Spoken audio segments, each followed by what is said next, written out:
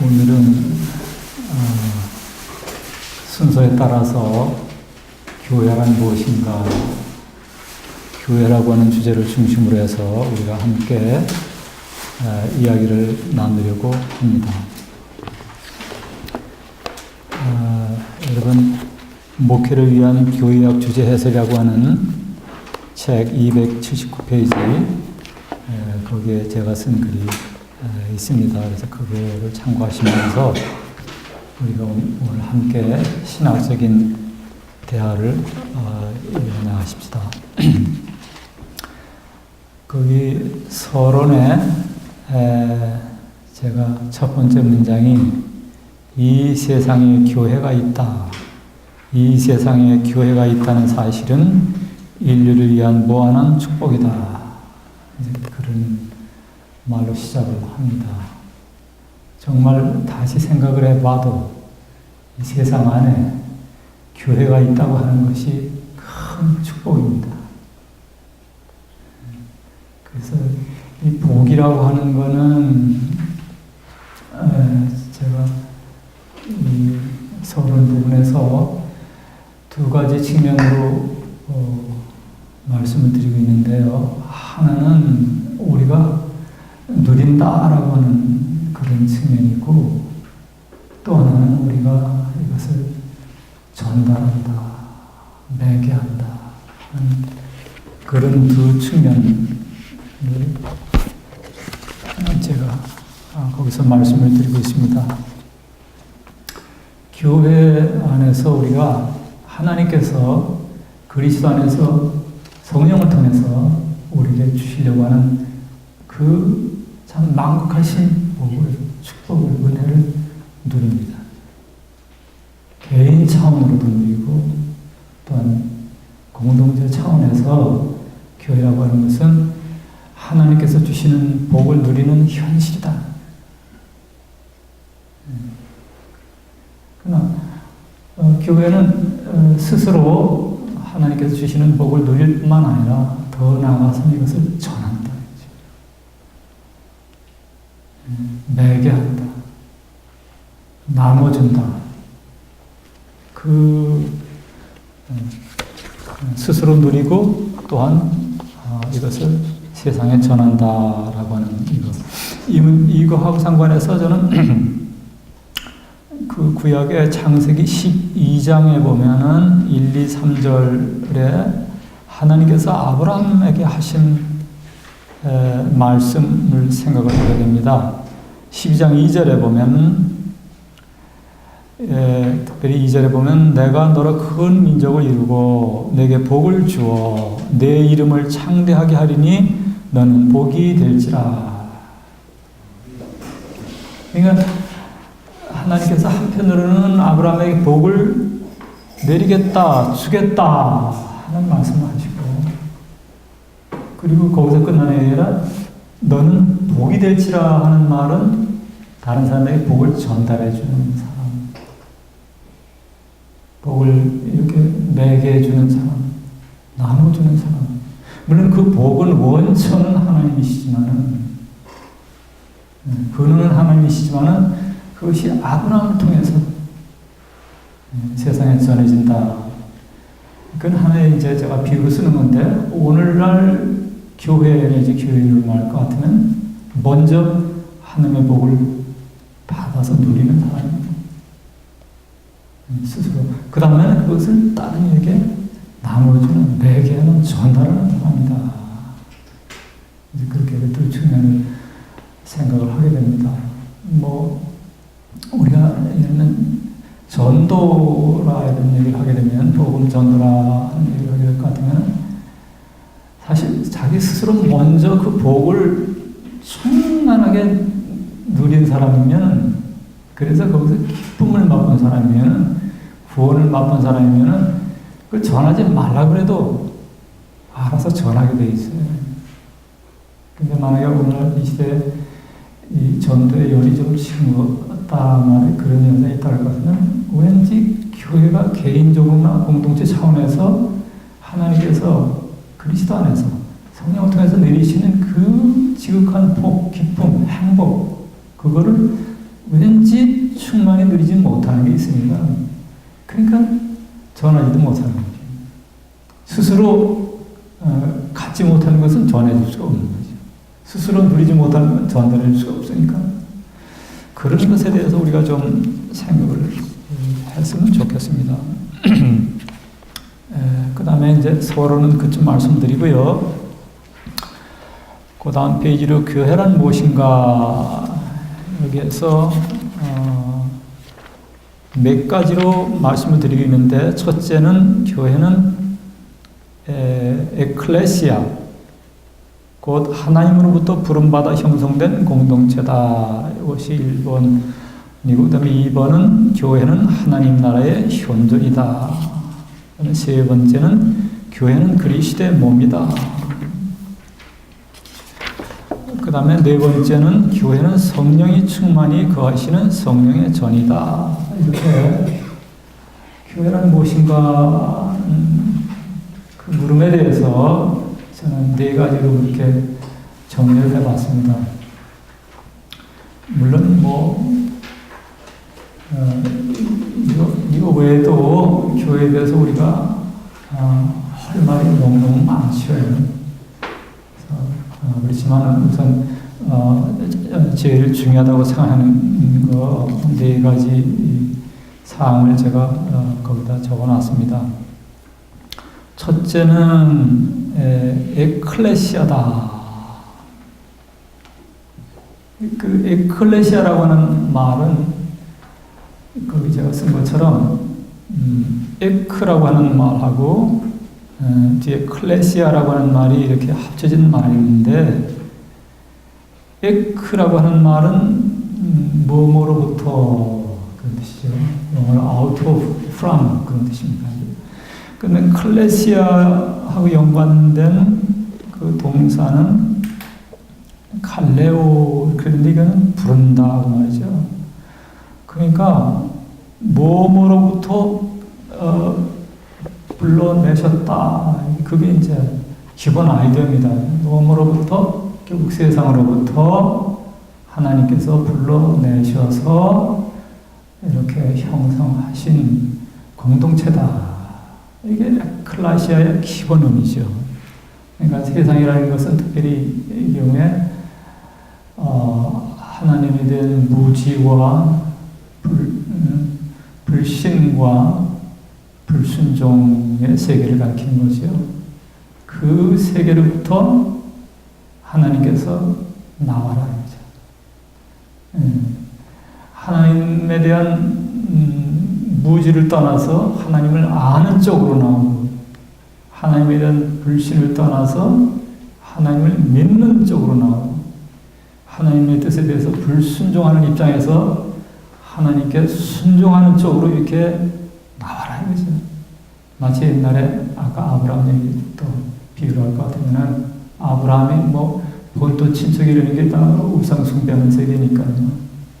우상숭배했다는 거는 하나님 모른다는 얘기고, 결국 하나님께 불순종한다는 그런 세상인데, 떠나라 이렇게 하는 것처럼 교회는 결국 하나님을 모르고 불신하는 세상으로부터 떠나서 그리스도를 통해서 성령의 은혜로 하나님을 알고 믿고 하나님께 순종하는 그런 공동체에 들어와라 하는 이제 그런 의미가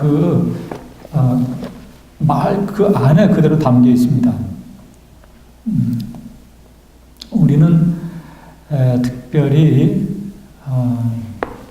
하나님을 알고 하나님을 믿고 하나님께 순종하되, 우리 기독교 신앙인은 뭐니 뭐니 해도 그리스도를 통해서, 예수 그리스도를 통해서, 우리가 하나님을 제일 잘 아는 방법은 예수 그리스도를 통해서다.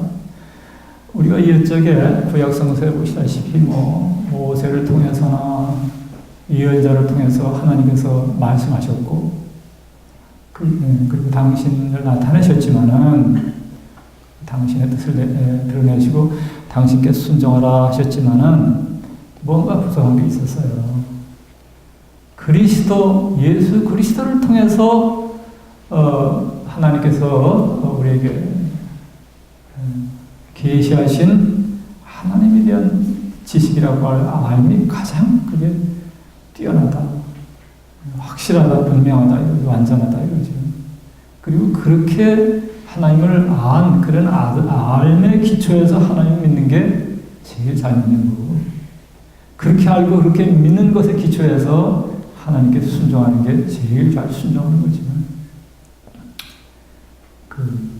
우리 교회는 예수 그리스도를 떠나서는 이해할 수 없는 거예요. 예수 그리스도가 얼마나 훌륭한 분인지 우리의 신앙을 위해서, 예를 들면 우리 예수님께서 전에 말씀하신 거 이 문제하고 상관해서 이제 굉장히 우리에게 강한 인상을 주는 말씀은 뭐냐면은, 여자가 낳은 자 중에서 최고는 세례요한이다 그 말이죠. 그러니까 그 얘기는 뭐냐면, 옛날에 모세가 됐든 엘리야가 됐든 아니면 이사야나 예레미야나 멜세겔이나 어떤 훌륭한 예언자보다도 세례요한이 가장 뛰어난데, 그런데 뭡니까? 그러면은 예수 그리스도를 알고 믿는 사람은 세례요한보다도 더 훌륭하다, 뛰어나다 그런 말씀하셨어요. 이게 차원이 틀리다 그 말이죠. 예수 그리스도 안에 나타난 이 진리, 이 신앙의 도는 그 이전 시대에, 세례요한 이전 시대에, 사실 세례요한은 이제 분기점이죠.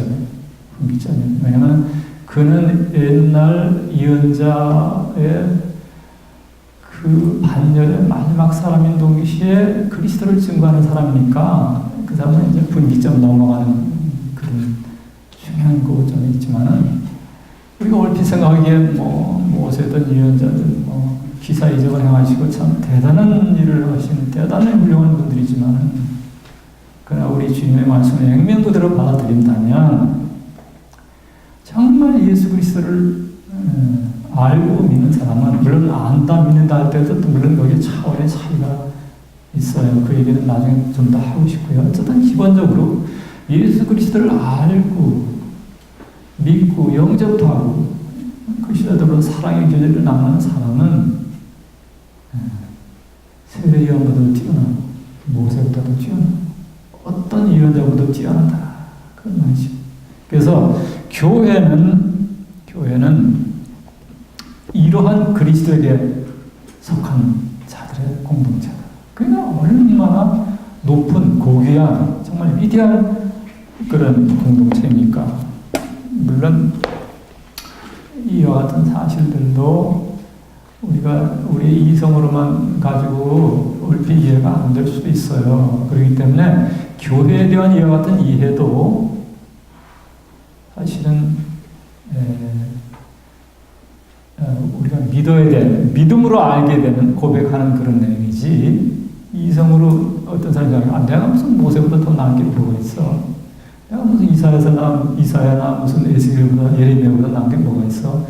그렇게 의심을 하고 생활한다면은 인간적으로 그렇듯 보이지만은, 그러나 예수 그리스도께서 우리에게 요구하는 것은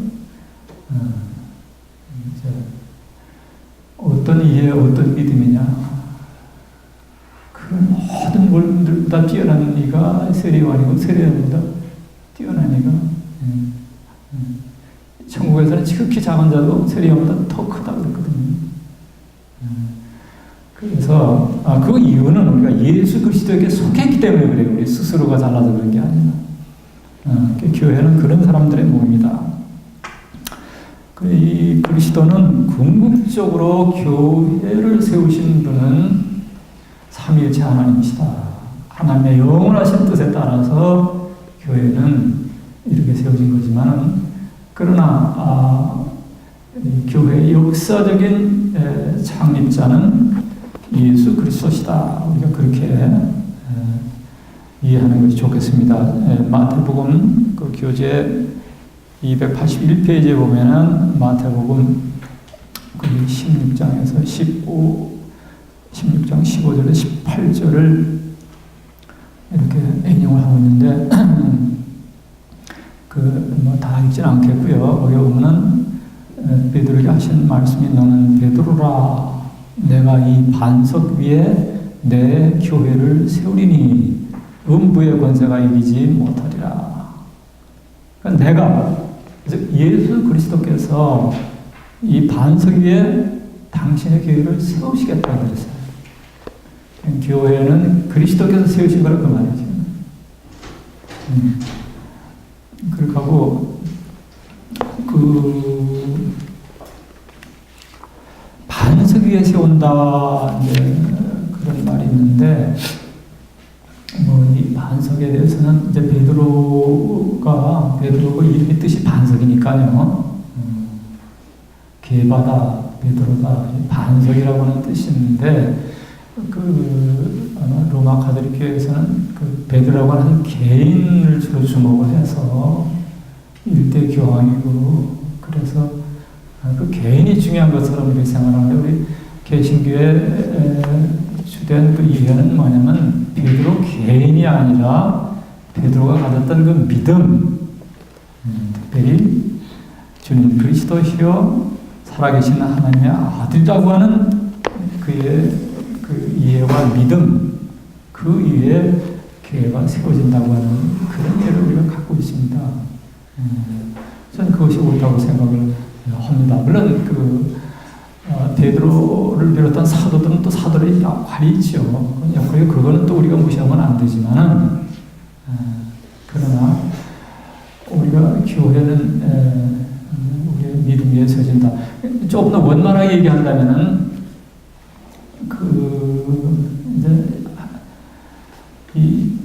무엇이든지 간에 하나님과 우리 인생들 사이에서 이루어지는 일은 하나님 삼일체 하나님의 은혜와 인간 편에서의 적절한 응답 이것이 두 개가 합쳐져서 이것이 이제 이루어지는 거거든요. 하나님의 나라도 그렇고 믿음도 그렇고 교회도 그렇고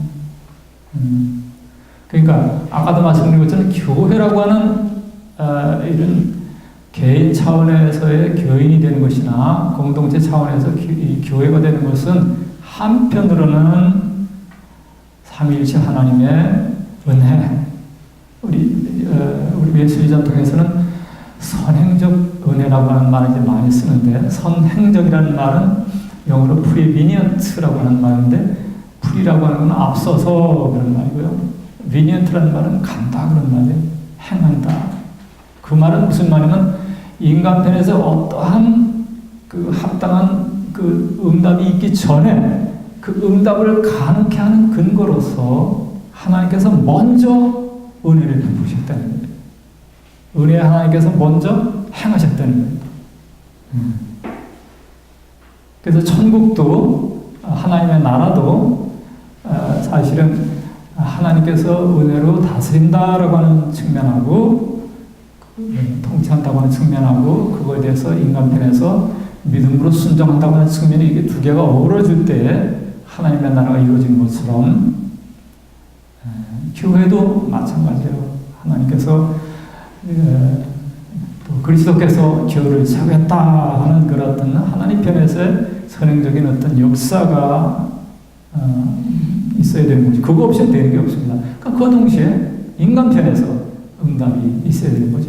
우선은 베드로를 중심으로 한 사도들을 그리고 그의 동료들의 믿음에 응답이 있으니까 처음 기회가 생긴 거고 그 이후에 사도들의 이제 믿음의 증언을 전해받은 우리들도 믿음으로 응답할 때 그렇게 응답한 사람들이 하나님의 선행적인 은혜하고 이렇게 딱 믿음으로 이렇게 마주친 사람들이 모일 때 이제 교회가 있는 것이죠.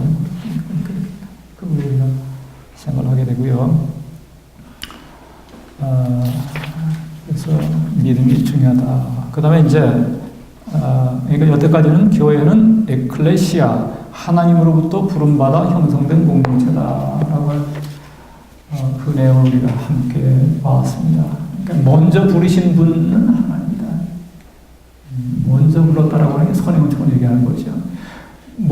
부르시는 분이 없다면 우리가 어떻게 인정할 수 있겠는가? 또 하나님이 먼저 우리를 불렀다 하셔도 우리가 못 들은 척하고 귀를 막고 있으면 또 어떻게 귀가 성립되겠는가? 믿음이 응답을 오지만 사실은 믿음은 믿음을 또다시 이렇게 분석해 들어가면은 믿음 안에도 또다시 그 양면이 다 있어요. 하나님께서 우리에게 은혜를 베풀어 주시고 특별히 우리에게 믿음을 불러일으키는 믿어라라고 하는 그런 은혜를 베푸신 일이 먼저 있고 거기에 응답해서 우리가 정말로 하나님을 믿게 될 때 이 믿음이라는 사건이 이제 형성하는 거죠. 이제 되는 거죠. 믿음, 그런 의미에서 믿음은 하나님의 선물이다. 그 동시에 믿음은 우리의 책임이다. 네. 거기는 우리의 몫이 있으니까. 우리 제자들 그거를 이제 복음적 신인 합동설이라 이렇게 했는데, evangelical synergism. synergism이라는 말은 sin이라는 말은 함께라는 말이고요. synergism의 뒤에는 에너지라는 말이 있는데, 힘이 에너지가 두 개가 있어야 된다고 말이에요. 그래서 시너지인데, 이렇게 얘기하게 되면은, 이게 이제 오해의 소지가 있어요. 그건 뭐냐면은, 하나님의 은혜 역사하고 인간 편에서의 이런 응답이 이렇게 비슷한 처지 있는 것처럼 이렇게 하면 그거는 아니거든요. 그렇기 때문에 그런 오해를 불식시키기 위해서 앞에 뭐를 붙이냐면은 evangelical이라는 말을 붙여요. 복음적인. 그 말은 뭐냐면 하나님의 은혜가 선행적이고 하나님의 은혜가 이것을 주도했다는 거예요. 그리고 인간 편에서는 그것을 응답한 것뿐이다. 그러니까 정말로 중요한 것은 하나님의 은혜라고 하는 그 측면을 강조하기 위해서 이 선행적이다라고 하는 말을 붙여야 돼서 선행적 신인 협력설이라 이런 말을 합니다. 그래서 그거는 믿음, 한 개인의 믿음에도 그대로 성립되고 교회에도 성립되고 그 다음에 바실레이아 투 세우 하나님의 나라에도 그대로 적용되는 그런 것입니다. 그 다음 두 번째, 교회는 하나님 나라의 현존이다. 조금 전에 드렸던 이제 그 얘기가 바로 여기 나오네요. 하나님의 나라는 여러분 282페이지 보시면은 그 히라버로 바실레이아 투 세우 이렇게 얘기하는 것인데 다 아시죠? 바실레이아라는 말은 영어로는 rule, reign 1차적인 번역이 그렇게 돼 있어요. 뭐냐면 우리말로 번역하면은 통치다. 통치. 그 다음에 이제 2차적으로 나오는 말은 뭐냐면은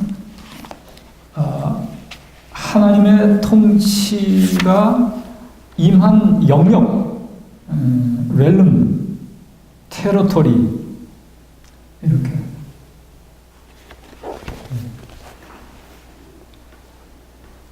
그러니까 이제 우리가 예를 들면 국가가 어떻게 성립하나 하는 그걸 생각하시면 이해하기 쉬워요. 국가가 성립하려면은 통치권이 있어야 됩니다. 그리고 통치가 임하는 영역 내지는 국민이 있어야 됩니다. 그러니까 바실레아도 마찬가지입니다. 바실레아 투 세우는 한편으로는 통치권이 있어야 되는데 이 경우에 통치권은 다른 누구의 통치도 아니라 하나님 자신의 통치다 이거죠. 기독교 신앙적으로 얘기한다면 특별히 예수 그리스도 안에 나타난 그리스도를 통한 하나님의 통치 이게 그 룰, 레인 이렇게 얘기하는 거. 그다음에 그에 대해서 이렇게 순응하는, 복종하는 그런 사람들이 있어야죠. 그런 사람들이 모인 어떤 영역이 있어야 되죠. 백성들과 어떤 영역이 있어야 되죠. 테러토리, 웰은 있어야죠. 이 두 개가 온전히 이렇게 합쳐질 때 이것도 일종의 복음적인 신인 협력설이에요. 천국도. 저는 이제 그 두 측면을 구별하기 위해서 전자에 대해서는 하나님의 통치에 대해서는 하나님의 바실레의 신학적 측면이다 그런 말을 쓰고요. 제 책 예수 그리스도라고 하는 그 책에서 제가 그런 식의 표현을 합니다. 이 책입니다. 제가 하나님의 나라를 설명하면서 한편으로는 신학적인 측면이 있다. 그것은 하나님께서 하시는 측면, 통치한다고 하는 것. 그 다음에 거기에는 또한 동시에 실존적인 측면이 있다. 뭐냐면 인간 편에서 순종하는 것. 그건 한마디로 줄여야겠는 믿음이다. 이거죠. 만약에 그리고 아시다시피 이 세계에는 하나님의 통치에 대해서 순종하는 사람도 있고 불순종하는 사람도 있어요. 믿는 사람도 있고 믿지 않은 사람도 있어요. 그러니까 구별을 안 할 수가 없고, 만약에 신학적인 측면만 놓고 본다면은 인간 배에서 응답 여부는 일단은 놔두고 신학적인 측면, 즉 하나님께서 다스린다, 통치하신다고 하는 측면만 놓고 본다면은 온 세상이 다 하나님의 나라죠. 이 지구뿐만 아니라 온 우주가 하나님께서 다스리지 않는 데가 어디 있습니까? 하나님께서는 믿음으로 순종하는 사람뿐만 아니라 심지어는 불순종하는 사람에게도 사실은 통치하고 계신 거예요. 자기들이 모를 뿐이지. 그런 의미에서 신학적인 측면만 놓고 본다면 하나님의 통치로서의 하나님의 나라는 이미 항상 이루어지고 있는 거죠. 그러나 우리가 흔히 그 말을 쓸 때 응답, 순종 이제 이걸 함께 고려하기 때문에 그런 의미에서는 하나님의 나라가 아직 임하지 않은 곳이 있고, 그런 의미에서 하나님의 나라의 도래에 대해서 얘기하고 기다린다든지 이런 얘기 하게 되는 것이죠. 그래서 하나님의 나라 일단 그렇게 이해하시면서 그리스도께서 오셔가지고는 그 말씀으로나 행위로나 삶을 통해서 가르쳐 주시고 보여주신 것은 한마디로 얘기하면 하나님의 나라예요. 회개하라. 하나님의 나라가 가까이 왔다. 세례요한도 그렇게 말씀하셨지만 예수님께서도 그 말씀을 하셨어요. 세례요한은 앞으로 올 일을 내다보시면서 말씀하셨다면 예수님께서는 자기의 존재 그 자체가 하나님의 나라 바실레의 말하자면 현존이라고 할까 성육신 그런 분으로서 이미 시연 그 한 인격 안에 예수 그리스도라고 하는 한 인격 안에 이미 하나님의 나라가 인격적으로 실현된 분으로서 온 세상 사람들을 향해서 하나님의 나라가 너에게 임한다. 회개하라죠. 그러니까 신학적인 측면으로 해서 하나님의 나라는 지금 임하고 있으니까 실전적인 응답, 믿음의 응답, 순종을 하라고 말이죠. 그러면 믿는 사람이 나타나는 곳에서는 그 개인 차원에서는 하나님의 나라가 이루어지는 것이죠. 그럼 교회는 뭐냐? 그런 사람들이 모인 곳이니까. 그러니까 교회는 교회 차원에서 지구민 전체를 놓고 본다면은 모든 인류는 아니지만은 그러나 인류의 그 거민 중에서 일부 사람들, 믿는 사람들이 모여서 그 안에 하나님의 나라를 말하면 실현하고 있는 거예요. 그러면서 제가 교회는 하나님 나라의 현존이다. 이렇게 거기에 이렇게 말씀드리고 있는 겁니다. 그러니까 하나님의 나라의 나라가 통치라고 그럴 때에 그 교회는 공동체적으로나 개인적으로나 그 통치에 대한 순종하는 사람들이니까, 순종하는 공동체니까, 그거를 이제 전통적인 이제 구약에 자주 나오는 그런 표현이나 신학에도 이제 나오는 표현을 하면 하나님의 백성이다. 백성이다. 그래서 여기 제가 베드로전서 2장 9절도 인용을 하고 있습니다. 너희는 택하신 족속이요 왕 같은 제사장이요 드디어 거룩한 나라의 그의 소유가 된 백성이니 이는 너희를 어두운 데서 불러내요. 그런 말들이 있잖아요. 그래서 하나님의 백성들. 그 말은 이 백성이라는 거는 이게 상관개념이니까요. 누군가가 통치하는 분이 있다는 걸 우리가 대부분 알 수가 있어요. 그러니까 백성을 다스리시는 왕, 주가 계시다는 거지. 그분이 그리스도다. 삼위일체 하나님이다. 이런 백성이 하나의 백성이 있는 줄 아면은 백성들의 통치자인 하나님께서 계신 줄 아는 거고, 하나님께서 주여 왕이신 줄 알면은 그분의 통치에 대해서 순종하는 백성들이 있는 줄 우리가 알게 되는 거죠. 그래서 교회는 뭐니 해도 그런 사람들이 뭡니다. 물론 뭐 필요하면 나중에 더 얘기하겠지만 하나님께 대한 우리의 그 백성에 대해서 순종이 늘 완전한 건 아니에요.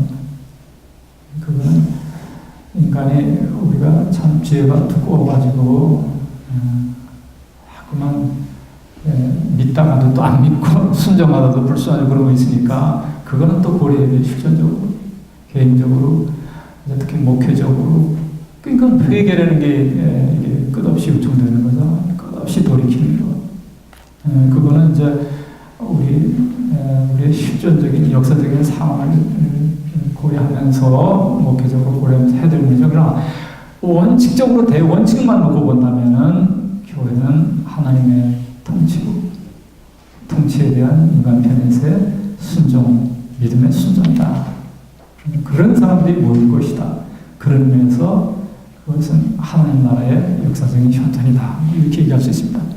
그 다음에 제가 이어져 얘기하는 건 뭐냐면 283페이지만은 하나님의 통치에 대해서 제가 부연 설명을 하고 있는데 거기 새로운 단락의 첫 문장이 하나님의 통치는 예수 그리스도를 통해 예수 그리스도의 모습으로 세상에 임했다. 하나님의 통치는 세상 통치자들의 통치와는 다르다. 통치라고 하는 말은 똑같지만은 이게 내용이 뭐냐에 대해서는 정말 하늘과 땅만큼의 차이가 있을 수 있거든요. 오늘도 우리가 뭐 통치네, 뭐 통치자네, 뭐 그런 얘기 들으면 뭐 그렇게 기분이 썩 유쾌하지가 않을 수 있어요. 왜냐면 우리가 대개 이 세상에서 경험하는 통치 내지 통치자들에 대한 경험이 부정적인 게 많거든요.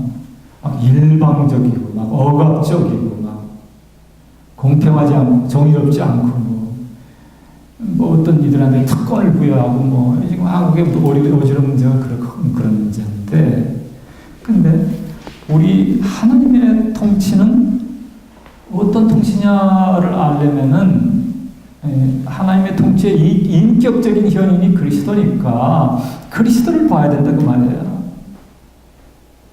그래서 이 문제하고 상관해서 제가 인용한 거 마가복음 10장 42절, 45절 거기에 이제 나와 있잖아. 이방인의 직관자들이 그들을 임의로 주관하고 그 고관들이 그들에게 권세를 부리는 줄을 너희가 알거니와 인자가 온 것은 섬김을 받으려 함이 아니라 도리어 섬기려 하고 자기 목숨을 많은 사람의 대성물로 주려 함이니라. 그러니까 여기 예수님 자신이 세상 통치자들의 통치와 그리스도 안에 나타난 하나님의 통치가 아주 급격하게 틀리다는 걸 보여주고 있어요. 말씀하고 계셔요. 세상 통치자들은 막 임의로 주관하고 막 이렇게 억압적이고 일방적이지만은 그러나 하나님의 통치는 오히려 역설적으로 섬깁니다. 사랑의 섬깁니다. 하나님의 통치는 섬깁니다. 사랑의 섬깁니다. 이게 어느 정도냐? 섬기되 자기 목숨을 많은 사람의 대성물로 주는 데까지 이르는 자기를 내어주시고 자기를 희생하시고 자기를 낮추시고는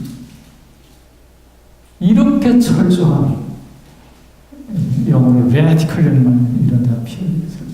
정말로 근본적이고 철저한 이런 섬김이 곧 하나님의 통치다. 그냥 이런 상황에 대해서 통치라고 하는 말을 쓴다는 게 보통 우리 이성으로 잘 이해가 안 되는 거죠. 그러나 사실은 예수님께서 그렇게 하나님의 통치를 우리에게 계시해 주셨어요. 그리고 명시적으로 지금 제가 인용한 그래서 그거를 의식하고 그 문제를 의식하고 말씀해 주셨습니다. 그러므로 우리는 왜 교회 하나님의 나라의 소식은 기쁘고 교회는 기쁨의 공동체냐 하니까 뭐 여러 가지 얘기할 수 있겠지만은 하나님의 통치는 이게 예수님께서 비유로 말씀하신 거나 삶으로 말씀하신 거나 여러 걸 볼 때 억압적이지가 않아요. 인생들한테 섬겨주니까. 그게 통치도 아니지. 그러니까 사람들이 참 편안하고 좋은 거예요. 억압된 자를 풀어내주시고 이사야를 인용하시잖아요. 포로된 자, 옥에 갇힌 자를 풀어준다.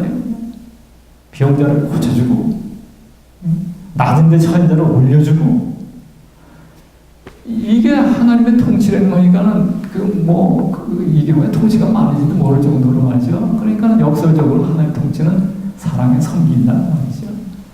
그런 소식이니까 복음이다, 영계적이다, 굿뉴스다 이렇게 얘기하는 거고 그런 기쁜 소식을 알아채고는 받아들이고는 그리스도를 믿고 하나님 믿는 사람들이 모인 게 이제 교회니까 그 가운데는 뭐가 있냐? 기쁨이 있죠. 마음이 가볍죠. 누가 억압적으로 어떻게 해야지 부담이 되지. 하나님께서 섬기신다는데 그리고 하나님께서 섬기고 그리스도께서 섬기신다는데 또 모인 사람들이 누가 누구를 억압을 하겠어요. 그렇잖아요. 그러니까 그런 포인트를 주님께서 계속 때를 따라 가르쳐 주시는데 여러분 십자가 순환 당하시기 얼마 전에 또 죄들을 많고 또 반을 시켜주시고 죄들 오해들 할까봐 내가 선생이고 주된 입장에서 너희를 이렇게 섬겼으니까 너희들이 서로 대하는 기본 방식은 이거다 이거야. 섬기는 거다 이거야.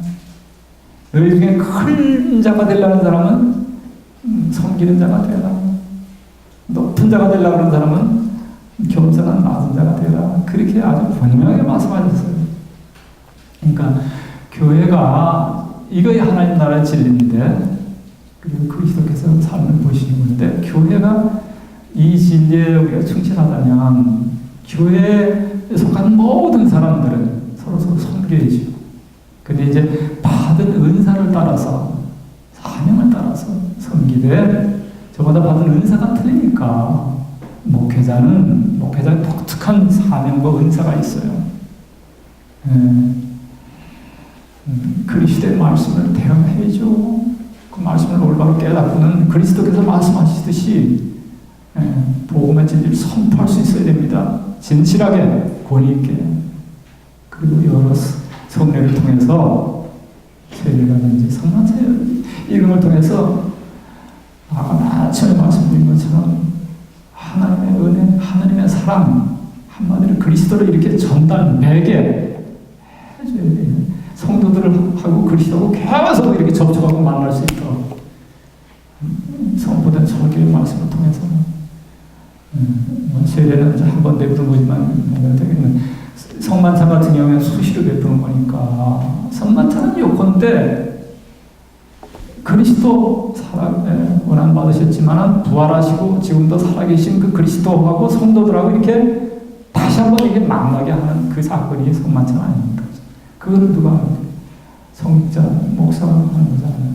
그리고 하는 것보다는 그 외에 이제 평신도들은 장로가 됐든 어떤 직책을 맡았든 자기의 처지와 형편과 받은 은사를 따라서 서로 섬겨야 된다.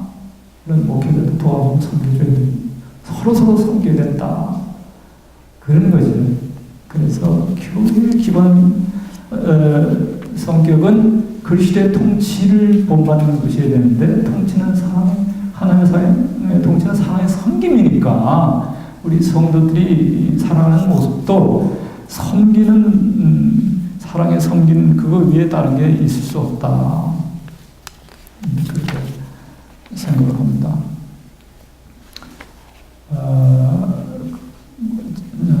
제가 저기 연락받은 바로는 아마 한 3시까지인가 뭐 강의하고 좀 쉬는 것 같은데, 근데 제 생각에는 이거 2번까지 이제 교회는 하나님의 나라의 현장이라고는 그것까지는 좀 마치고 좀 쉬면 어떨까 하는 생각이 듭니다. 지금 그 부분에 한 중간쯤 진도가 나가는데요. 나머지 부분 뭐 얼른 끝냅시다. 284페이지에 보시면은 하나님 나라의 현존이다 이렇게 하는데, 조금 전에는 이제 아주 긍정적인 적극적인 측면을 많이 얘기했습니다. 그건 하나님의 사랑의 현존, 하나님의 사랑의 통치의 현존, 그리고 하나님의 사랑의 통치에 대한 인간 편에서의 순종, 그리고 그 사랑의 성격은 오히려 섬김이라는 그런 얘기, 이제 아주 긍정적인 접근 얘기했는데, 근데 이제 이 좀 소극적인 부정적인 측면은 뭐냐면, 그건 긍정적이고 부정적이면 그거하고 반대되는 것부터는 이렇게 떨어져 나와야 된다고 하는 그것도 우리가 잊지 말아야 되겠죠.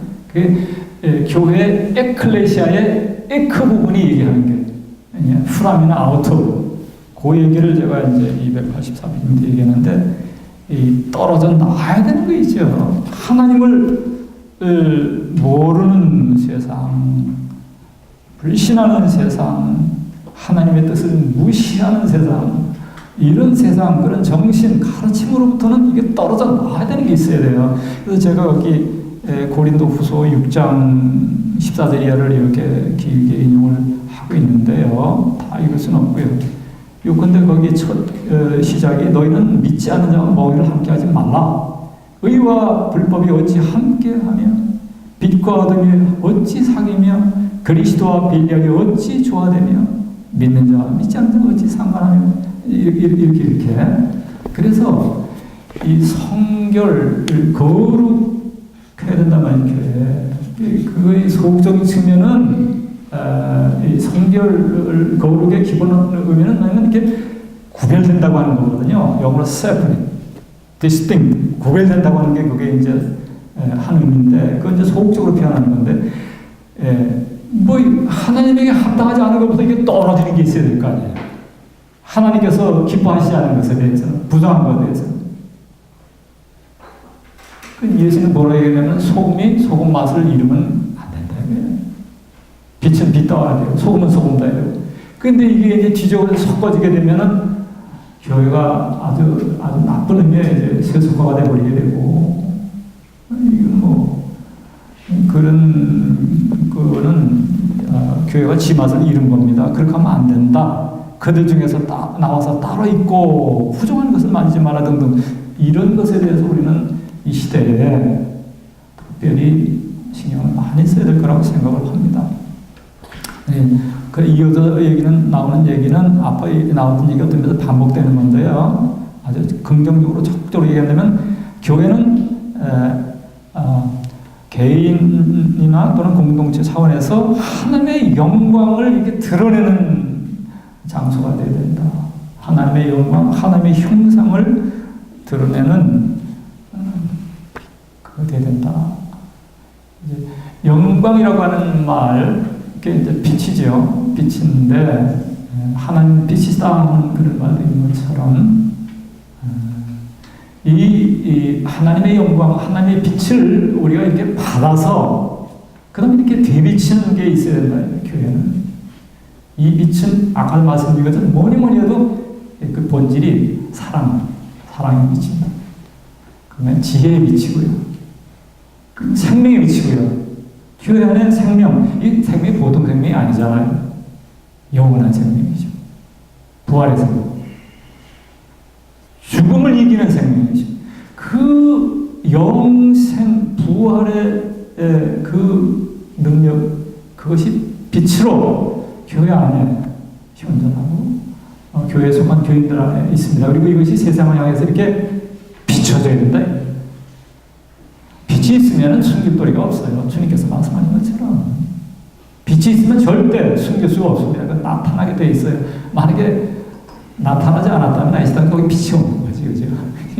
입으로만 입으로만 믿는다고 해서 진짜 믿음이 없는 거지. 그러나 정말 믿었다면 그리스도의 영광, 그리스도의 빛이 그에게 이렇게 충만히 임하고 그를 그 존재를 적시고 그 다음에 그를 통해서 세상으로 개인은 그고 공동체는 교회를 통해서 세상으로 이렇게 쫙 반대돼서 나가게 돼 있는 거죠. 그러니까 교회는 개인 차원에서나 또는 공동체 차원에서 하나님의 영광, 그리스도의 영광, 하나님의 형상, 그리스도의 형상이 되어야 된다.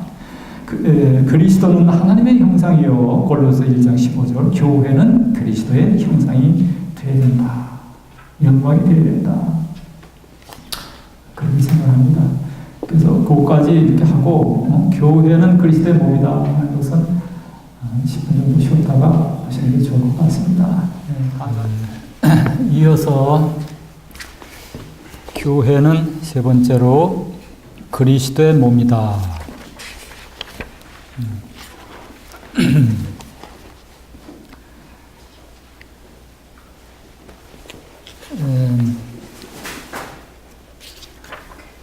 사실 교회에 대해서 무엇이라고 말하든 간에 교회를 에클레시아라 그러든 하나님 나라의 현종이라 그러든 그리스도의 몸이라 그러든 또 성령의 전이라 그러든 어떤 표현을 한다 그래도 사실은 내용적으로는 같은 말이에요. 그런데 이제 특별히 어떤 측면을 좀 더 부각해서 하는 말이지, 한마디로 얘기한다면 삼위일체 하나님과 인생 사이의 사랑의 교제,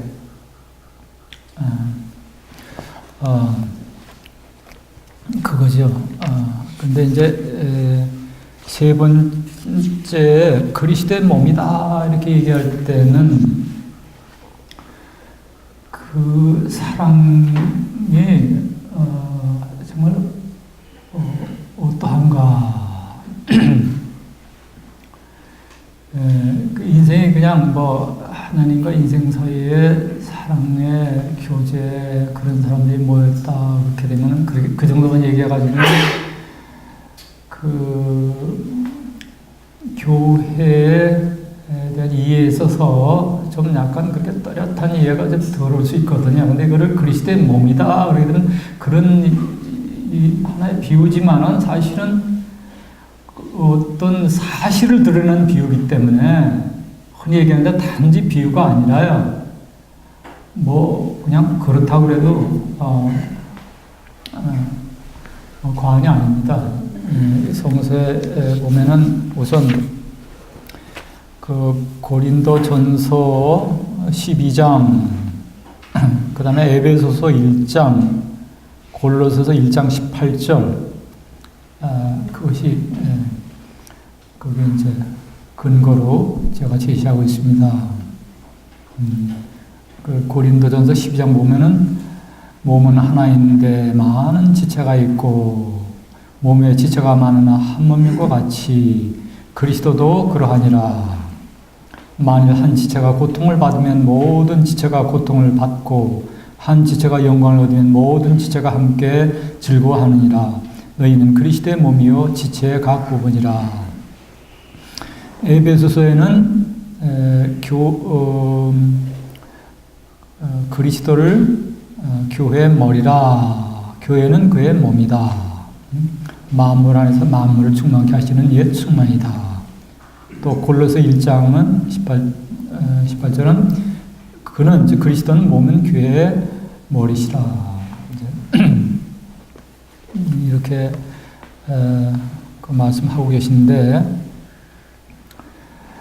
우선 몸이라고 하는 거는 이게 살아있는 유기체거든요. 그러니까 여기서는 머리 그리고 몸 그리고 몸의 각 지체 그런 말이 있는데 우선 머리하고 몸 사이의 관계를 생각해야 되고 그리고 지체와 지체 사이의 관계를 생각을 해야 되겠습니다. 그러니까 머리하고 몸 사이의 관계라고 하는 것은 그리스도하고 우리 성도 사이의 관계 문제죠. 머리라고 그랬는데 머리란 말 대신에 뭐 영혼이나 마음이나 그런 말을 써도 괜찮다고 생각을 하는데 하여튼 뭐 머리 또는 마음하고 이 몸 사이에는 얼마나 밀접한 상호 교통이 있는가 이런 생각을 저는 해보고 싶다. 몸 안에 마음이 있고, 이게 마음이라는 말은 그리스도를 가리킨 말을 쓰고 있어요. 머리 대신에 마음 안에 몸이 있고 이렇게 이게 상호적인 거죠. 그러니까 요새 참 암들이 많아요. 암이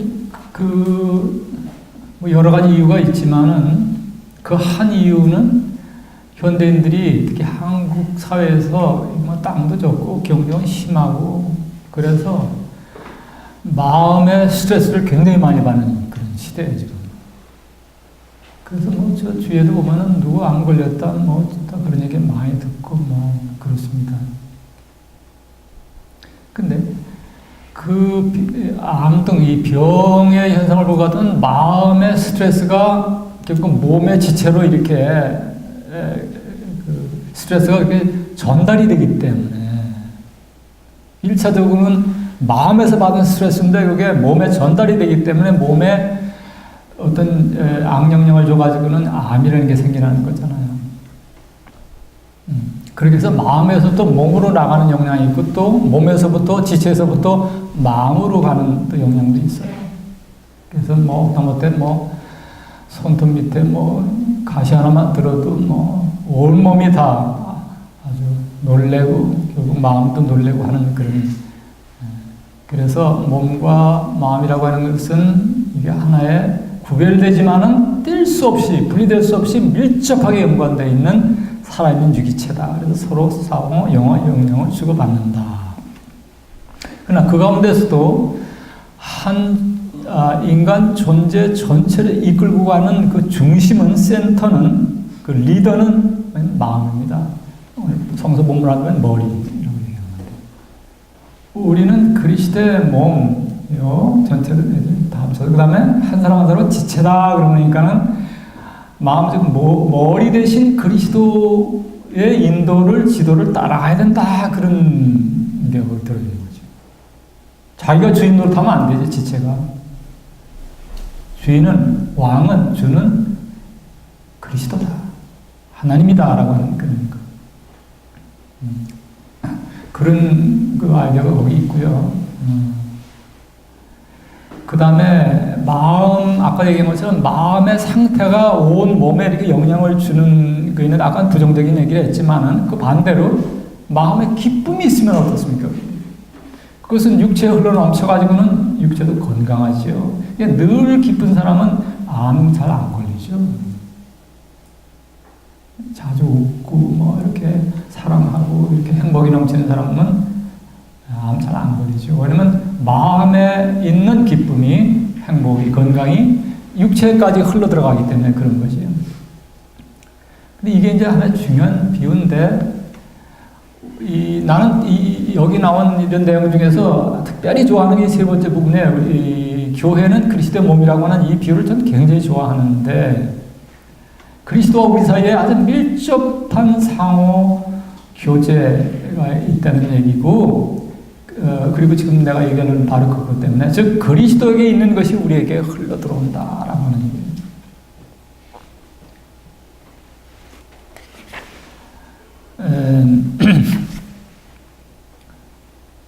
저는 여기서 포도나무, 요한복음 15장의 포도나무 비유를 들고 있는데요. 287페이지 그 아래쪽에.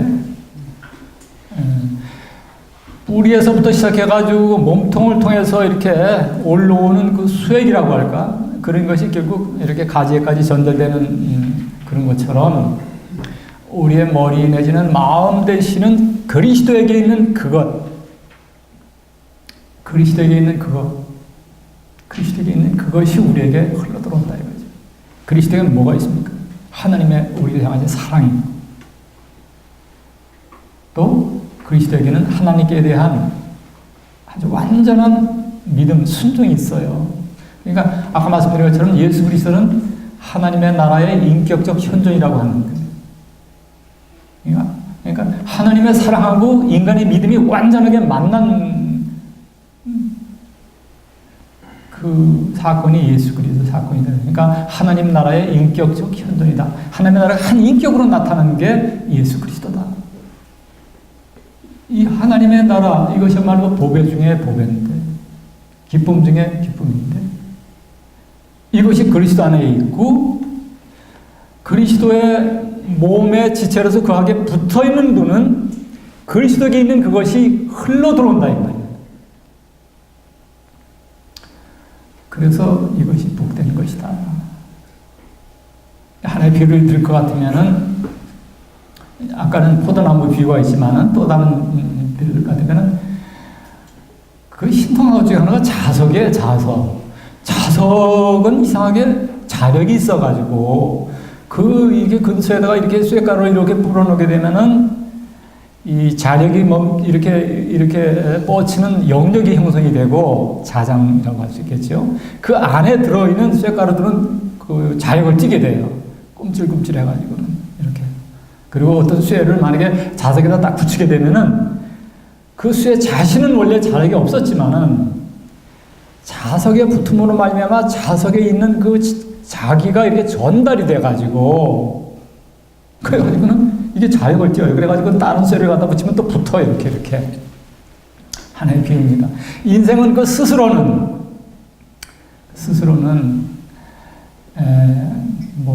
하나님의 사랑에 대해서 자기가 권리를 주장한 입장도 아니고, 또 자기에게 임한 하나님의 사랑에 대해서 내가 믿음이 좋다라고 자랑할 사람이 아무도 없어요. 부족합니다. 근데 이런 면에서 위로서 내리시는 하나님의 사랑이 부족함이 없이 임하고, 또 하나님의 사랑에 의해서 참 부족함이 없는 완전한 믿음이 있는 그 현실이 그리스도인데, 그것이 우리에게 그리스도에게 붙어 있다는 이유 때문에, 교인이라고 하는 이유 때문에, 그리스도를 믿고 의지한다고 하는 이것 때문에, 우리가 교회의 일원이라는 이것 때문에 그 능력이 우리에게 들어온다 이 말이에요. 그대로. 그러니까 어떻게 보면 거저 먹히죠. 정말 거저 주시는 은혜라. 물론 여기에서 우리가 구별을 해야 됩니다. 그건 뭐냐? 지금 말씀드리는 아주 원리적인 것을 얘기한 거예요. 원리가 그렇다. 근본적인 원리는 그런데, 이거를 내가 한 인격으로서 이걸 얼마나 실전적으로 받아 누리느냐 하는 것은 또 다른 차원이 있어요. 얼마나 이걸 받아 누리느냐. 거기에 이제 순종이 필요한 것이고, 이 은혜를 받기 위한 어떤 노력이 필요한 것이고, 또 이 면에서 부족한 거 있다면 회개도 필요한 것이고, 그래서 신앙은 역사가 있는 것이고, 히스토리, 과정인 것이고, 역사와 과정을 얘기한다고 하는 것은 이것이 심화되어야 된다고 하는 말이죠. 원리적으로 얘기할 것 같으면 하나님께서는 그리스도 안에서 모든 것을 우리에게 다 내어주시지 않겠어요? 하나님의 만국하신 무한하신 사랑도 다 주시고, 그 사랑에 대한 그리스도의 완전한 믿음도 우리에게 다 주시려고 그러는 거죠. 믿음의 주여 완전케 하시는 주인 그리스도를 바라보자. 그래서 그 뭡니까? 우리도 그분의 완전한 믿음을 본받고 그 경지에 이르자 그런 말이죠.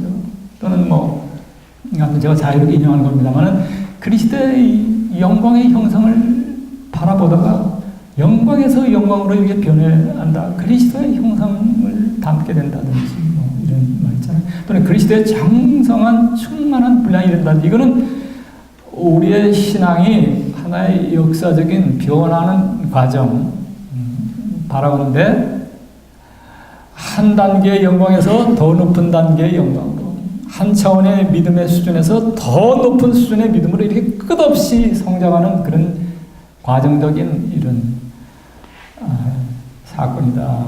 그렇게 보는 거죠. 그게 뭐냐면, 어느 한 시점에 그리스도께서 또는 하나님 편에서 우리에게 주시고자 하는 것은 인생한 게 없으시니까 아낌없이 다 주고 싶지만은, 그러나 우리 편에서 그걸 다른 비유가 있기 때문에 감당할 만한 그릇이 과연 준비되어 있는가 하는 별개의 문제예요.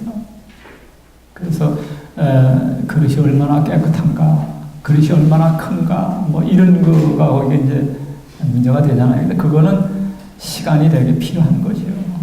또 때로는 우리가 뒤로 물러설 때도 있으니까는 반복해서 드리는 말씀입니다. 회개도 필요하고.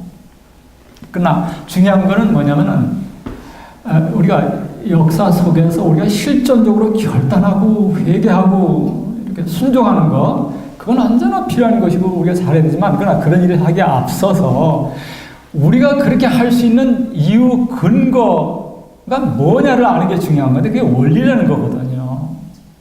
그리스도론적인 신학적인 원리가 뭐냐, 이거를 알아야 되는데, 그건 뭐냐면 한이 없이 이미 주어졌다는 거죠. 주신 바가 되지 않으면, 주신 바가 없으면 우리가 어떻게 받겠어요? 주신 분이 없다면 가정을 해서 어떻게 받아서 누릴 수가 있냐 그 말이야. 그러나 우리가 분명히 알 것은 그리스도 안에서 주셨다는 거지. 그걸 분명히 알면은 그 다음에는 이제 우리가 시간 문제. 물론 거기에 인내가 필요하죠. 믿음의 경주라 그러잖아요. 믿음의 높은 경지 하루 아침에 그렇게 뭐 금방 도달할 거로 생각한다면 그거는 잘 인생을 모르는 거고 신앙을 모르는 거예요. 죽을 때까지 그 뛰어난 사도 바울마저도 어떤 신앙의 성장이랄까 어떤 이런 과정을 얘기했잖아요. 내가 어렸을 때는 어린애 같았다 처음에. 지금은 좀 장년이 돼가지고 어렸을 적에 유치한 것을 버렸다. 그러나 아직도 부족하다. 지금도 뭐 바라보는 게 진리를 깨닫는 게 희미한 무슨 동거울로 보는 것과 같다. 그러나 어느 때가 되면은 얼굴과 얼굴을 맞춰서 보는 것은 내가 뚜렷이 알 것이다. 이렇게 자기의 신앙의 여정을 과정적으로 보잖아요. 그래서 신앙의 과정적인, 역사적인, 실존적인 측면도 분명히 아는 것과 동시에 왜 그런 것이 우리에게 필요하고 그런 것을 하는 것이 소용이 없는 짓이 아니라 소용이 있는 일인가 하는 그 근거, 원리, 그런 것을 우리가 알아야 되는 그것은 하나님께서 그리스도 안에서 이미 다 주셨다는 거죠. 우리는 붙어 있다는 거죠. 우리에게 그 은혜가 들어온다는 거죠. 흘러 들어온다는 거. 그것을 우리가 알 필요가 있고, 교회는 그리스도의 몸이라고 하는 이 비유는 그것을 우리에게 잘 얘기해 주고 있어요. 몸이라는 건 살아있는 것이고 통하는 거니까, 이게. 흘러 들어오는 거니까. 이제 그거를 우리가 생각을 하십시다. 그 머리에 꼭 붙어 있어야 된다, 떨어지면 안 된다, 이것도 중요한 건데, 그거 상관해서 요한복음제가 15장에 그 포도나무 비유를 들고 있는데, 거기 보면은, 붙어 있으면 열매를 많이 맺고, 떨어져 있으면은 말라버린다. 그렇게 돼 있지 않습니까? 그러니까,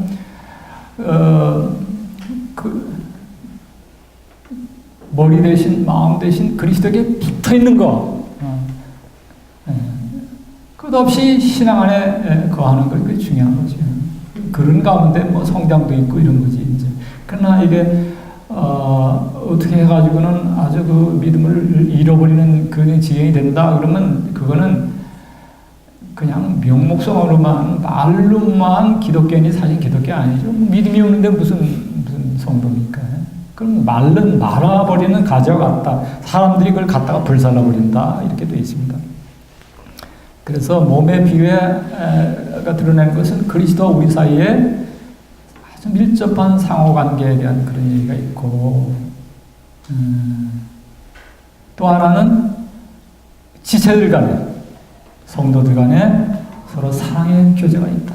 아까 읽은 그 고린도 전서 12장에서 얘기하는 건 뭐냐면은 고통을 함께 나누고 영광을 함께 나눈다 그 말이에요.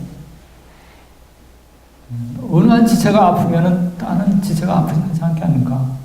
어느 한 지체가 영광을 얻으면 다른 지체도 함께 영광을 얻지 않겠는가 하는 거거든요.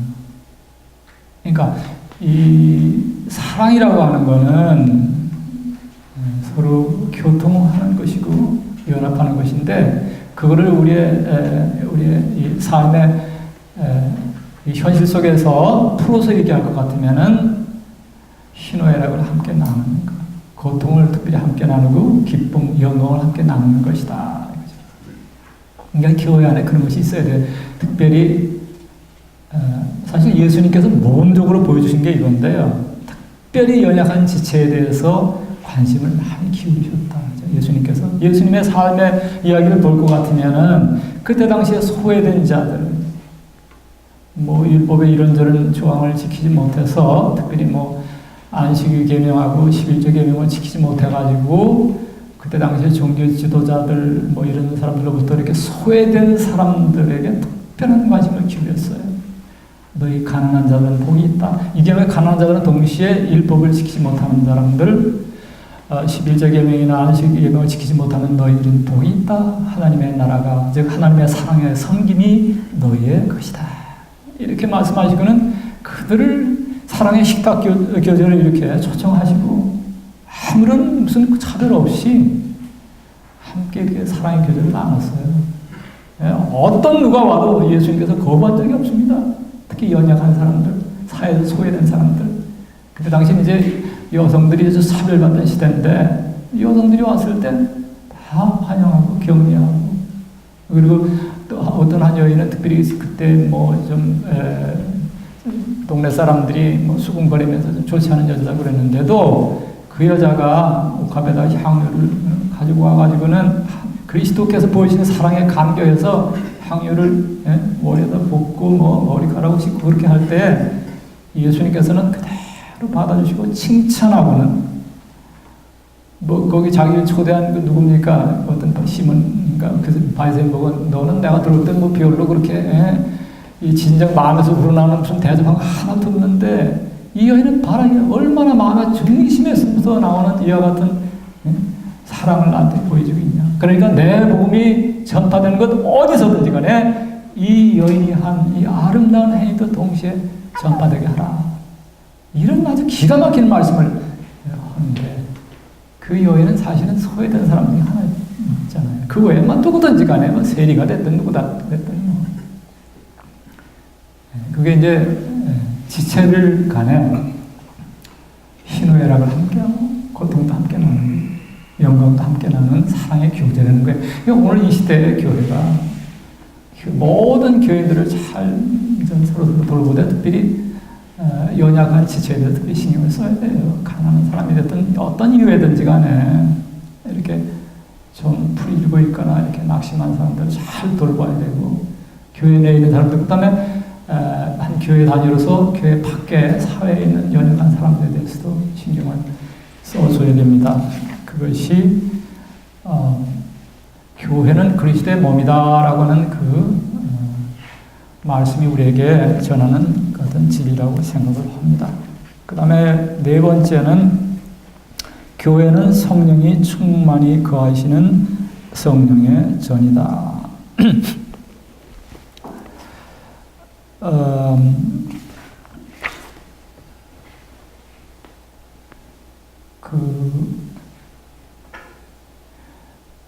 삼인철원에 갈 것 같으면은 어거스틴이라든지 그 밖에 이제 정통적인 이런 그 모든 그 신학자들이 교부 이래 어거스틴이 대표 중 하나지만은 경세적인 활동에 있어서 삼위는 서로 나눠지지 않는다라고 하는 그런 원칙이 있습니다. 그러니까 성부, 성자, 성령이 삼위일체 하나님의 삼위이신데요. 위라고 하는 것은 전문용어로 히포스타시스, 영어로는 person, 우리말로는 위격이다 이렇게 번역을 하는데, 삼위는 성부, 성자, 성령은 경세적인 활동에 있어서, 경세적인 활동이라는 건 이 세상을 위한 활동인데 프로세겐다면 창조라고 하는 경세적인 활동에 있어서도 삼위가 함께 하시고, 구원이라고 하는 활동에서도 함께 하시고, 또 뭐 성화나 완성이나 어떤 활동에서도 함께 하신다 하는 그런 원칙이 있습니다. 이건 나누면 문제가 돼요. 나누면 문제가 돼요. 그 10월에 요아킴이라고 하는 사람이 이걸 나눠서 얘기했는데 그건 이 단어로 이렇게 된 건데, 그리스도께서 이 세계 내에서 역사하실 때는 성령께서 함께 하시는 거예요. 성령으로 말미암아 동력에서 잉태되었다든지, 예수께서 세례 받으실 때 성령께서 너희들처럼 임하셨다든지, 예수님께서 말씀하시고 특별히 이제 악한 귀신을 내쫓을 때에 내가 이제 하나님의 손가락으로 즉 성령으로 이 악한 귀신들을 내쫓는다 하는 말씀했어요. 그래서 성령의 능력으로 이런 악한 영들을 쫓으면은 하나님의 나라가 이미 너에게 임한 것이다 이런 말씀도 하시고, 성령의 능력으로 부활하시고, 그리고 부활하신 다음에 주님께서 여러 이제 사역을 하셨지만 그 중에 중요한 것 중에 하나는 제자들에게 성령을 주신 거예요. 성령을 받아라. 물론 성령은 늘 함께 계시지만은 예수님께서 예수님의 이름으로 당신 입장에서 성령을 주신 건 또 다른 특별한 의미가 있어요. 그것은 요한복음에 설문된 같이 그가 내 것을 가지고 너에게 가르칠 것이다. 예수님께서는 많은 걸 가르쳤지만은 어리석은 제자들이 그걸 다 알아듣나요? 막 기어들어가지고.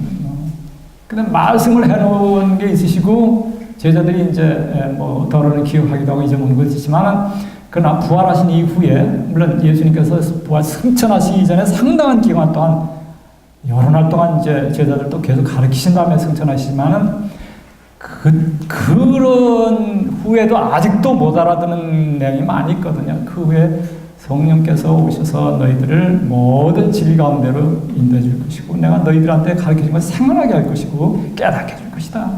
의에 대해서, 심판에 대해서 가르칠 것이다. 영생에 대해서 가르칠 것이다. 그런 말씀을 하시면서 성령께서 당신의 일을 그대로 이어서 하실 것을 말씀하셨어요. 그래서 우리가 하나님의 아들, 딸, 성도가 되는 것, 교회가 이렇게 형성된다고 하는 것은 그리스도와 함께 성령의 사역 없이는 불가능한 일이에요. 고린도서 12장 3절에 보면은 성령으로 말미암지 않고는 누구든지 예수를 주시라고 할 수 없다. 또 에베소 2장에 너희도 성령 안에서 하나님이 거하실 처소가 되기 위하여 그리스도 예수 안에서 함께 지어져 가느니라. 그래서 성령은 어거스틴이라든지 그 밖에 많은 신학자가 얘기한 것처럼 한마디로 이 성부, 성자, 성령에 대한 비유가 있는데 한마디로 성령은 사랑이다. 어거스틴이 그런 얘기를 했어요. 삼위에 대한 비유가 많이 있지만 사랑이다, 사랑의 끈이다, 연결의 끈이다 이런 말을 많이 하는데 성령은 이어줍니다. 사랑의 가장 근본적인 핵심적인 의미는 교제, 교통한 다음에 합일돼서 이어지는 거거든요. 그러니까 우리가 예수 그리스도를 믿는다라고 하는 것은 예수 그리스도 우리 사이에 이어지는 게 있다는 말인데, 그 이어지는 것을 누가 하나님 편에서 해주시냐? 성령께서 이어주신다. 또 성도와 성도 사이에, 지체들 사이에 사랑의 교제와 연결도 사랑 자체이신 성령께서 그렇게 해주시는 것이다. 그래서 믿는 자는 그 개개인에게 성령께서 그 안에 거하시는 성전이 되고, 개개인 또한 교회 전체가 성령께서 거하시는 성전이 된다. 이렇게 말씀드리고 있습니다. 그래서 결론적으로 얘기한다면 교회는 온 세상을 위한 사랑의 실천자다. 그런 말씀 제목을 다루는데, 맨 처음에 말씀드린 거 얘기했지만 교회는 하나님의 사랑의 현실, 누림인 동시에 전달자, 실천자, 그런 존재다. 그래서 우리가 1차적으로는 교회 내에 있는 동료 성도들을 위해서 사랑해야 되지만 더 나아가서는 교회 밖에, 심지어는 믿지 않는 사람에 대해서도 그리스도의 이름으로 그리스도의 사랑을 전하는 것이 있어야 되겠다. 그리고 우리가 마태복음 25장 31절 이하가 말하는 것은 우리가 어떤 연약한 사람, 그가 믿는 자이든 믿지 않는 자이든 그들을 사랑으로 섬길 때 우리는 동시에 그리스도를 섬기는 것이다 라고 하는 진리. 너희가 배고플 때 나를 돌아봤냐? 헐벗을 때 나를 돌아봤냐? 내가 옥에 갇혔을 때 돌아봤냐라고 하는 그 말씀, 그거는 믿고 안 믿고를 떠나서 하나님의 형상으로 지음받은 모든 사람들을 해당되는 말이에요. 그들을 섬기는 것은 곧 그리스도를 섬기는 것이고 하나님을 섬기는 것이라고 하는 그런 가르침이거든요. 그래서 오늘 믿는 자들은 개인으로나 또는 교회 공동체적으로 세상을 향해서 하나님의 사랑의 성내전이 되고 동시에 그것을 전달하는 자, 실천하는 자가 되어야 되겠다. 그런 말씀을 드리겠습니다. 시간이 다 된 것 같고 아마 토론해야 될 시간이 이 정도 있어야 될 것 같아서 제 말씀은 여기서 마치겠습니다. 경청해 주셔서 대단히 감사합니다.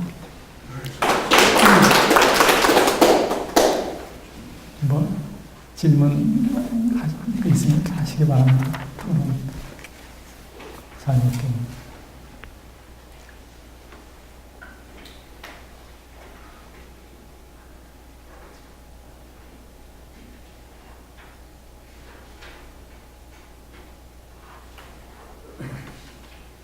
목사님,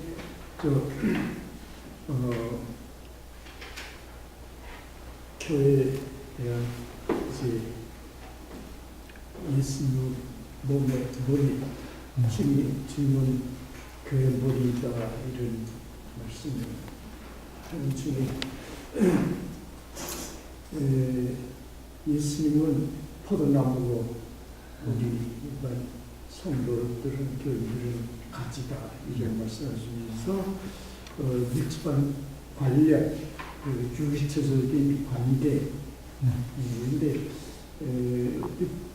듣는 중에 그 자석의 자기력을 이렇게 발휘한 것 같은 그런 완전히 이렇게 동일 현상으로 이렇게 연관이 서로 작용해가지고 일체화되는 자석에 대한 작용 조금 들은 것 같은데 포도나무의 비유 그 예수님과 그 지체 성도들 간의 그 포도나무와 가지의 관계를 자석의 관계로도 이제 같은 뜻으로 의미로 한 것을 생각해도 되겠습니까? 자석의 관계와 그러니까, 포도나무와 가지가 밀접한 관계. 그러니까 이런 영적인 진리를 전달하기 위해서 우리가 이런저런 비유를 씁니다. 그리고 아시다시피 비유라고 하는 것은 항상 불완전하고요.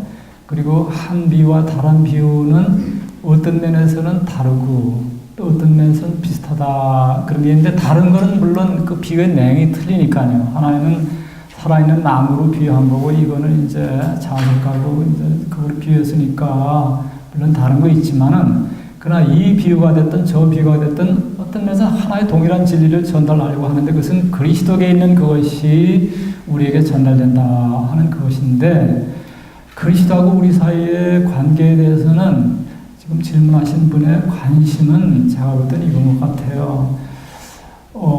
그리스도에 있는 것이 우리에게 전달된다 그럴 때 그리스도와 우리 사이의 차이나 차별성은 무엇인가 하는 혹시 그런 관심이 있으신 것 같은데 제가 자석의 비유든 성경에 나온 요한복음 15장의 포도나무의 비유든 거기에는 구별되는 점도 있고 또 하나로 통하는 점도 있고 하는 그것이 다 나타나고 있어요. 포도나무 비유도 그렇지만 자석만 해도 자석이 자력을 가지고 있는 것이지 그냥 이 보통 쇠가 자력을 가지고 있는 게 아니거든요.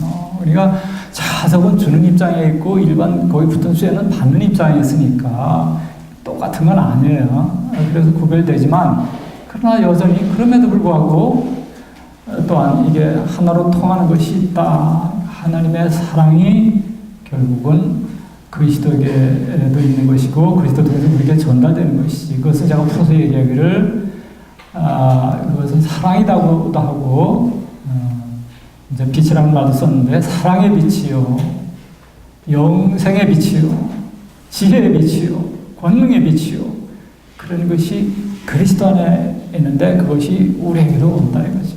우리에게도 온다 이거죠. 그럼에도 불구하고 그러니까 이제 하나로 통하는 한자식이라면 불이 둘도 아니다 하는 그런 말도 쓸 수 있지만은 그러나 그런 데서 불일 하나도 아니라는 것들을 우리가 알아야지만 머리는 머리고 지체는 지체인 것이고 자석은 자석에 그냥 쇠는 쇠인 거니까 영향을 미치는 은혜를 주는 입장이 있고 그걸 받는 입장이 있으니까 결코 똑같은 그런 입장은 아니죠. 그래서 그렇게 둘도 아니고 하나도 아닌 그런 말씀드리고 했습니다. 제가 다음 예?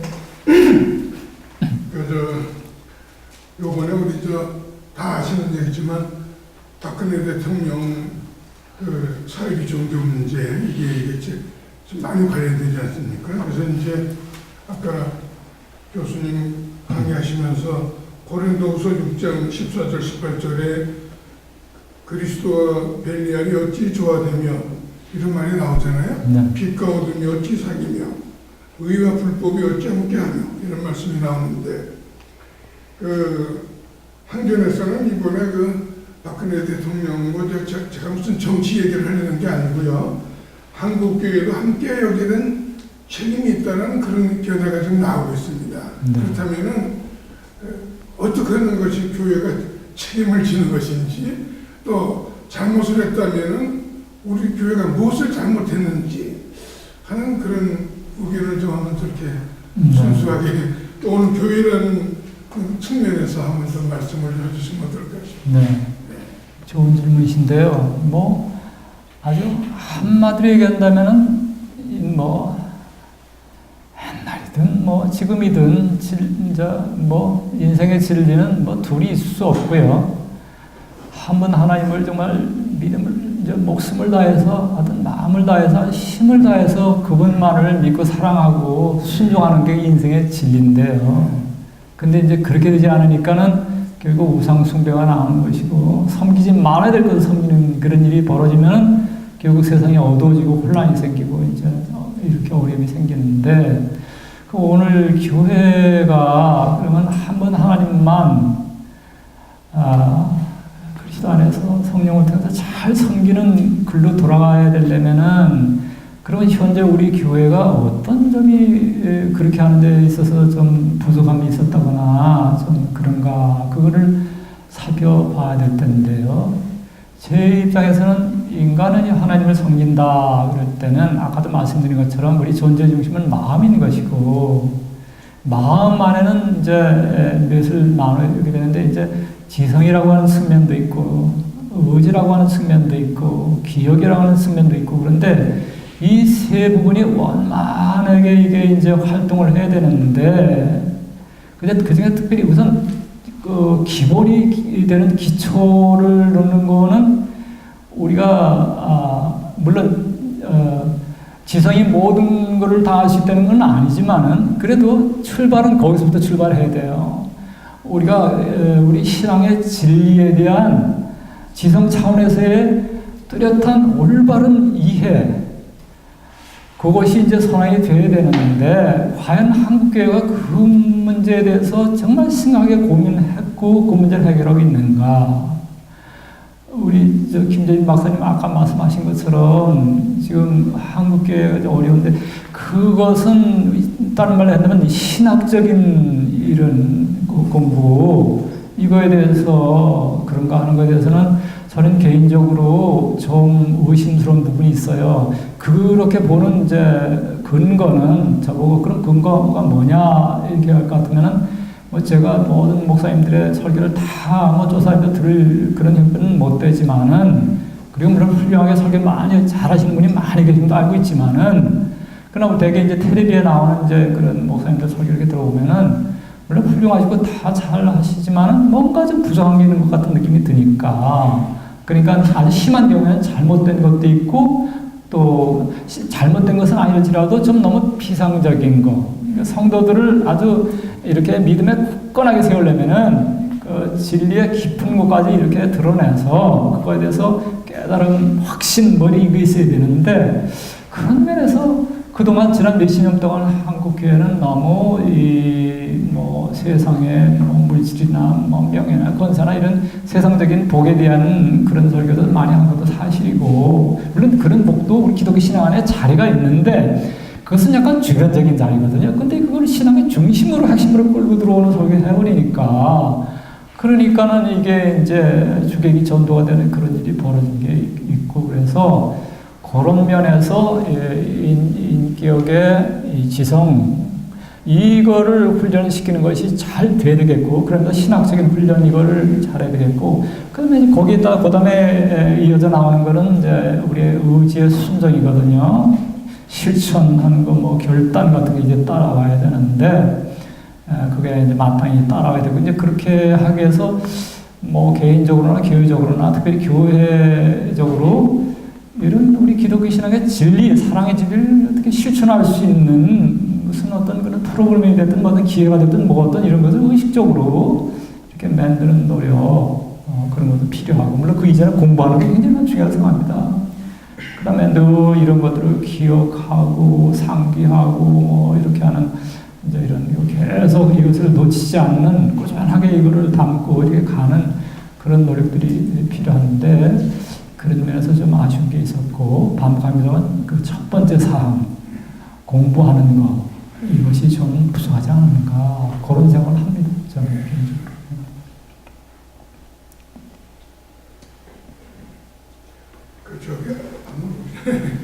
하나만 더. 지난번에 부산에서 일결 했던 그 WCC 모임 아시죠? 네. 그때 이제 저희 교회도 이제 우리가 담임 목사님하고 장로들하고 며칠 이렇게 모여서 그 WCC에 가서 관람을 하고 왔어요. 네. 그런데 그것이 어떻게 무슨 좀 쉽게 얘기하면 무슨 꼬투리가 잡혔는지 하여튼 교회 안에서 문제가 돼가지고 참 시험을 받아가지고 어떤 권사님은 교회를 나가버리셨어요. 그런데 갔다 오신 목사 장로들하고는 자기가 같이 그런 거는 뭐 온갖 잡탕이 다 모였는데 그걸 어떻게 그 교회 협회라고 할 수 있느냐 해서 뭐 기독교 신문에도 여러 번 나왔더랬었죠. 그래서 이제 좀 그래가지고 뭐 아직까지도 그 실마리가 끝이 안 났어요. 그런 문제에서는 저는 그렇게 생각합니다. 이제 교회가 됐든 뭐 이제 이런 큰 WCC 정도 규모의 전 세계적인 그런 연합체가 됐든 간에 하나님의 한편으로 아까 말씀드린 것처럼 위로서 내신 하나님의 은혜와 부르심이 있지만은 또 그거에 응답해서 인간 편에서의 어떤 생각, 계획 뭐 이런 게 있는데, 이 두 개가 어우러지는 가운데 언제나 인간적인 요소가 들어갈 때 괜찮은 부분도 있지만 부정한 것도 있고 그러거든요. 그렇기 때문에 인생들은 서로 모여서 대화할 필요가 있어요. 예를 들면 WCC하고 이렇게 좀 대조적인 좀 보수적인 그런 또 단체도 있잖아요. 그런 분들하고도 대화하고 또 WCC 내에서 대화해서 분명히 여기 좋은 것도 있고 부정한 것도 있으니까 좋은 거는 잘 살려나가고 부정한 것은 대화를 통해서 자기 비판이나 상호 비판을 해서 또 극복하는 그런 노력이 늘 있어야 되겠다. 그게 필요해는 난 우리 한국 사람들이 부정한 게 이 대화하는 거, 회의하는 거 아주 정말 지성적으로 민주적으로 탁 터놓고 이렇게 대화하는 가운데 한 계단을 더 이렇게 높이 올라가는 것을 잘 못해요. 물론 그 이전에 저마다 공부를 열심히 한 다음에 생각을 깊이 한 다음에 모여야 되는데 그런 걸 잘 못하다 보니까 어떤 때는 그냥 분위기로 와 올라가는 게 있다 보니까 아쉬운 게 너무 많은 거예요. 그러니까 너무 흑백논리로 기다 아니다, 뭐 쓰겠다 못 쓰겠다, 뭐 가치가 같다, 뭐 탈퇴가 그거보다도 뭔가 하나만 그 정도의 역사가 있고 그 정도의 많은 교단이 모이는 거면은 같이 그걸 모여서 그 안에서 의논하면서 구성한 거 이렇게 극복해가면서 가는 게 좋지 않을까. 그리고 성격이 다른 반복합니다. 그런 단체들하고 대화하면서 이렇게 하는 게 좋지 않은가 저는 그렇게 생각합니다.